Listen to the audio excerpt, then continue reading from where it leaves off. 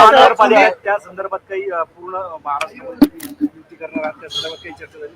तिथं प्रत्येक पक्षाला, आमच्या पक्षाने तिथं जिल्ह्याला आणि शहरांना अधिकार दिलेले आहेत आणि त्यांनी त्यांच्या स्तरावर त्यांना शक्य असेल त्या दृष्टीने चर्चा करावी अशा सूचना आदरणीय पवार साहेबांनी दिलेल्या आहेत आणि शक्यतो महाविकास आघाडीचे जे घटक आहेत आज त्यांच्याशी प्राधान्य द्यावं अशा सूचना यापूर्वी दिलेल्या आहेत. एकीकडे चर्चा करताय परंतु दुसरीकडे काही जण असं म्हणतात की लवकरच शरद पवार जे आहेत ते एनडीए मध्ये सामील होतील. संजय शिरसाटांनी अशा प्रकारचं वक्तव्य केलंय, कारण दोन्ही राष्ट्रवादी एकत्रित येणार अशा चर्चा सुरू असताना मला वाटतं आमच्या विश्वासार्हतेवर प्रश्नचिन्ह निर्माण व्हावं या दृष्टीने काही लोकांचा प्रयत्न आहे. महानगरपालिकेच्या निवडणुका या महाविकास आघाडी ज्या शहरात शक्य आहे त्या शहरात महाविकास आघाडी बरोबर लढवायचा हा प्रयत्न आमचा आहे आणि मला वाटतं तो यशस्वी होईल. काँग्रेस सोबत देखील चर्चा सुरू आहे. काँग्रेस ही महाविकास आघाडीचा घटक आहे. काँग्रेसची आमची पूर्वीपासून आघाडी आहे, त्यामुळे त्यांच्याशी आम्ही चर्चा करू. या दोन राष्ट्रवादी एकत्र येत आहेत, त्या दृष्टीने पावलं पडत महाविकास आघाडी म्हणून कुठे कुठे लढणार आहे आपला पण?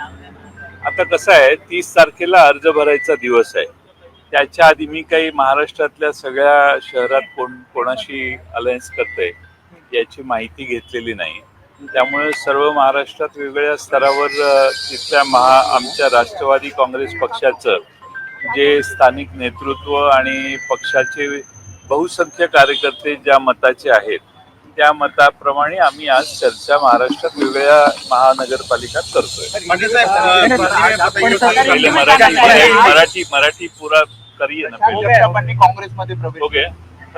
प्रशांत जगतापांनी काँग्रेसमध्ये. प्रशांत जगताप हे आमचे चांगले कार्यकर्ते होते. मला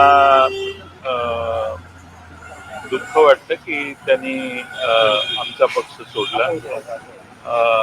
आमच्या वतीनं मागची विधानसभा लढण्यासाठी शिवसेनेने त्यांचा आग्रह मागे घेतला आणि प्रशांत जगताप यांना उमेदवारी देण्यासाठी शिवसेनेनं देखील तिथं बाबर म्हणून एक शिवसेनेचे चांगले कार्यकर्ते त्यांना थांबवून प्रशांत जगतापांना उमेदवारी देण्याचं काम आम्ही अतिशय आग्रहानं केलेलं.